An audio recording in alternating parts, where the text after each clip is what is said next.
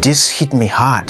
This addiction experiment changes everything. What if drugs aren't the enemy? What if the real killer is emotional isolation? Almost everything we think we know about addiction is wrong. You get a rat and you put it in a cage and you give it 2 water bottles. One is just water and the other is water laced with either heroin or cocaine. If you do that, the rat will almost always prefer the drugged water and almost always kill itself quite quickly. In the 70s, Professor Alexander comes along and he looks at this experiment and he noticed something. He said, we're putting the rat in an empty cage. It's got nothing to do except use these drugs. Let's try something a bit different. So Professor Alexander built a cage that he called Rat Park. They've got loads of cheese, they've got loads of coloured balls, they've got loads of tunnels. Crucially, they've got loads of friends. But here's the fascinating thing. In Rat Park, they don't like the drugged water. You go from almost 100% overdose when they're isolated to 0% overdose when they have happy and connected lives. What if addiction isn't about your chemical hooks? What if addiction is about your cage? What if addiction is an adaptation to your environment? Maybe we shouldn't even call it addiction. Maybe we should call it bonding. Human beings have a natural and innate need to bond. And when we're happy and healthy, we'll bond and connect with each other. But if you can't do that because you're traumatized or isolated or beaten down by life, you will bond with something that will give you some sense of relief. Now, that might be gambling, that might be pornography, that might be cocaine,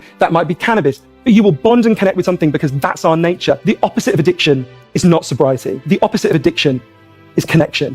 Addiction isn't weakness, it's misplaced connection. Healing begins when people feel seen, safe, and loved. This truth could save lives. Follow for more truths like this. Jesus is King. Type Amen if you felt it too.